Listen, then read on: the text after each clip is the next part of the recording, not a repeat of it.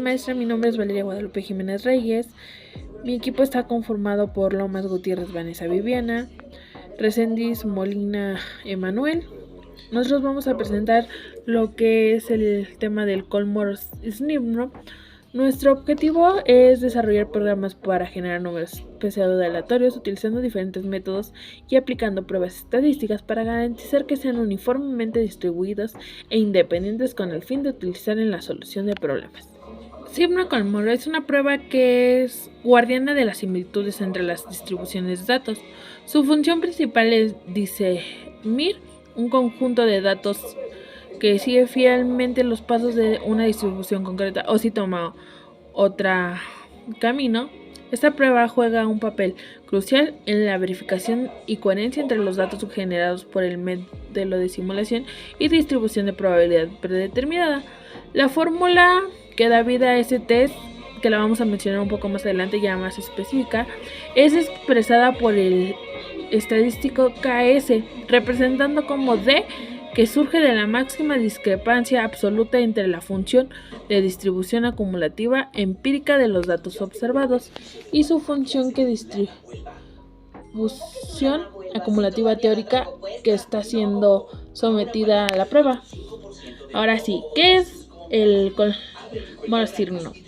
Como ya lo habíamos mencionado, es un test que es una prueba estadística que para dos distribuciones de datos para determinar si son similares, si se utilizan para evaluar si un conjunto de datos sigue una distribución específica. Ahora se preguntarán, ¿para qué nos sirve este test? Este test en simulación se utiliza para verificar si los datos generados por un modelo de simulación coinciden con una distribución de probabilidad y estadística. A continuación, mi compañero hablará sobre la fórmula. Bueno, yo voy a hablarles sobre la fórmula de Kolmogorov-Smirnov. Esta fórmula está representada por una D del estadístico de prueba de Kolmogorov-Smirnov. Pero ¿cómo sacamos este estadístico? Pues, como dice la fórmula, tenemos primero fn de x, que es la función de distribución acumulativa empírica de los datos observados. Seguido de esto tenemos f de x, que es la función de distribución acumulativa teórica de los datos que se están probando. En nuestra fórmula estos dos datos se restan para dar paso a sacar el max, la máxima diferencia absoluta entre las dos funciones sobre todos los valores de x. Como nos podemos dar cuenta, la idea general de esta fórmula es medir la máxima discrepancia entre nuestras dos distribuciones acumulativas. Yo les voy a plantear un ejemplo sobre el método Kolmogorov-Smirnov, analizando la bondad de ajuste de una normal, planteando un problema con la relación de gastos que tienen las comunidades de docentes en las escuelas. Ok, los datos se toman en cuenta 9 gastos mensuales en los diferentes casos, donde quedan de la siguiente manera, ordenados en la tabla que pueden ver a su lado derecho, con orden 1 al 9, y Y, que es la variable, que es un rango entre 49 y 74 datos, o 74 variables. Y se plantea primero la hipótesis, donde nuestra hipótesis 0 dice que los gastos mensuales provienen de una población con una distribución normal con media de 59 y una desviación estándar de 9. Y la hipótesis 1 dice que, por el contrario, esos valores no se reciben de la población que cuenta con una desviación estándar de 9 y un valor de distribución media de 59. Entonces, lo primero que tenemos que hacer es calcular la distribución de probabilidad acumulada observada. Esto se divide la posición en la que se encuentra, o en este caso nuestro orden, que tomaría el valor de n, entre el número total de posiciones, que sería 9, y posteriormente se le suma el resultado anterior, ya que estamos calculando una distribución acumulada. Entonces, como lo pueden ver en la tabla, en la columna señalada de amarillo, tenemos un orden, un FO, que es igual a n entre la sumatoria de n, que sería 9. 1 entre 9 sería 0.111. Posteriormente se le sumaría y tendríamos que el valor de 2 Entre 9 sería 0.222 y así progresivamente. El valor de 3, ya que es nuestro orden, entre la sumatoria sería 3 novenos, que sería 0.333. Podemos observar cómo estos datos van desde 0 hasta 1 únicamente, ya que estamos hablando de una distribución acumulada. ¿De acuerdo? Nuestro paso 2 es calcular la distribución de probabilidad hipotética. Esto surge de la hipótesis nula y cómo buscamos la voluntad de ajuste dentro de una distribución normal. Entonces, tenemos que calcular z, que son valores estandarizados de nuestra muestra, utilizando la fórmula que dice que hay que restar los valores de y, hay que restarles la media y posteriormente dividirlos en nuestra desviación estándar. Recordemos que en el inicio de nuestro problema se planteó que la media era de 59 y nuestra desviación estándar era de 9. Entonces lo que tenemos que hacer es poner nuestro valor, nuestro primer valor, que en este caso sería 49, menos la media, que sería 59, posteriormente dividirlo entre una desviación estándar y nos quedaría menos 1.11, como lo pueden ver en la columna indicada de color amarillo. Después repetimos el proceso con el 52, sería 52 menos 59 entre 9 de la desviación estándar, dándonos el menos 0.78, que encontramos ahí. 53, de la misma forma, se divide entre 2 y, se le resta, discúlpenme, la media y después se divide en la desviación estándar para dar menos 0.67 y así progresivamente. El paso 3 es buscar los valores en una tabla de distribución de frecuencia normal para encontrar una frecuencia acumulada hipotética tomando el valor de FH. La distribución normal estándar, es la tabla predefinida que se utiliza normalmente para esta búsqueda de datos. La columna que pueden observar con colores es el resultado ya obtenido y del lado derecho pueden encontrar la tabla de distribución normal, un ejemplo de cómo se ve. En el siguiente paso les voy a explicar de dónde salen esos datos, explicados de una manera un poco más sencilla. Ok, tenemos que z toma el valor de 1.11, entonces dentro de nuestra tabla de distribución normal estándar tenemos que irnos a la fila que indica el 1.1 y posteriormente a la columna con el resto de nuestros decimales. En este caso sería otro 1, recordando que nuestro valor era 1.11. Y encontramos que los valores, el valor sería 0.13350, que es el valor que tenemos en nuestra tabla anterior, indicado con color rojo redondeado. Ahora, el color naranja, recordemos que es 0.78. Si se busca en la tabla, podríamos encontrarlo como en la fila que dice 0.7 y el valor que dice 0.08, dándonos el valor de 0.21770, que sería este valor, que sería 0.218.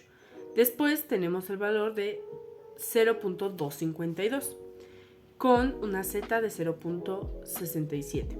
Buscándolo en nuestra tabla, encontraríamos que la fila que dice 0.60 es esta y la que dice 0.07 nos daría 0.25143. Y así sucesivamente con el resto de datos indicados.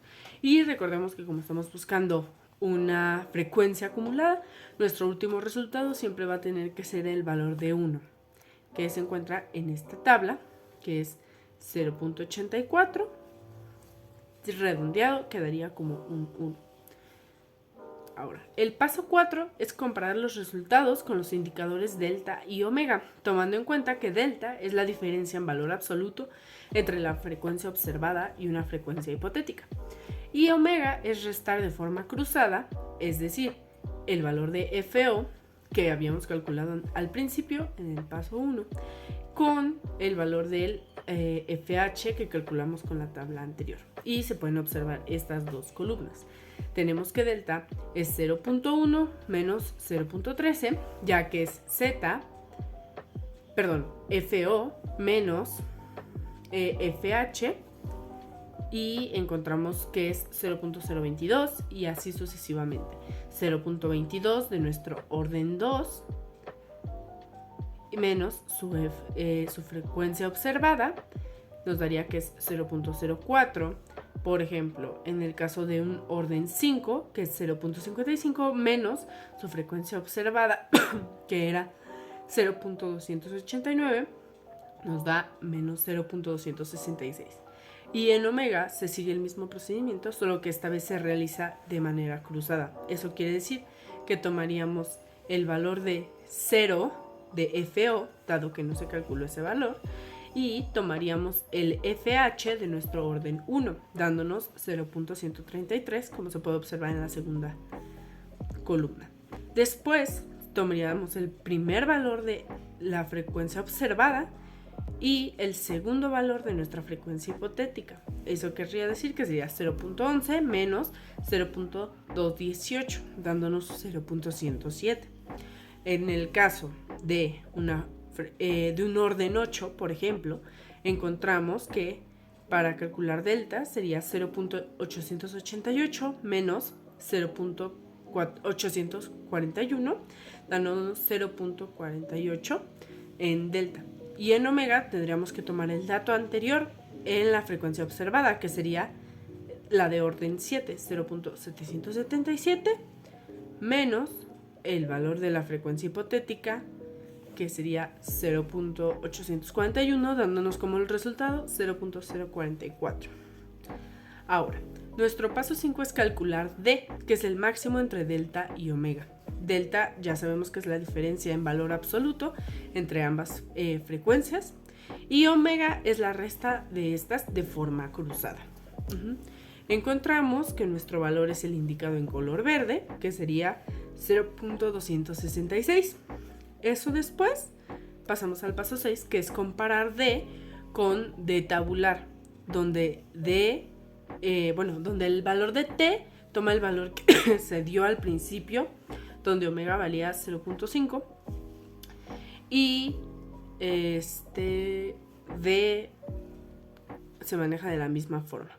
Encontrando estos valores en la tabla de contrastes de Komarov-Smirnov, que tenemos que saber nuestro número de datos, que fueron 9 los que se nos proporcionaron, y nuestro índice de variedad con alfa, que era un valor de 0.5, como se puede observar aquí. Y es el valor indicado en color azul, que sería 0.43001. En nuestro paso 7 se determina la zona de rechazo y la de no rechazo. Nuestra zona de rechazo serían valores superiores al 1 o muy cercanos al 1, mientras que nuestra zona de rechazo serían valores entre el 0 y un poquito menos del 1, encontrando que el 0.43001 está dentro de una zona de no rechazo.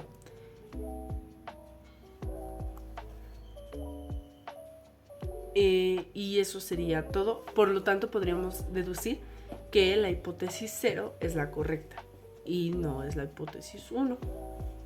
Y eso es todo por mi parte. Muchas gracias. En conclusión, la prueba de Kolmogorov-Smirnov puede ser bastante potente con muestras grandes. Esto quiere decir que tiene una buena capacidad para detectar diferencias significativas en la distribución acumulativa empírica y la distribución acumulativa teórica. Esto teniendo en cuenta que es más sensible con los valores cercanos a la mediana que con los extremos de la distribución. Al finalizar, determinará si hay evidencia para rechazar la hipótesis de que los datos siguen la distribución especificada.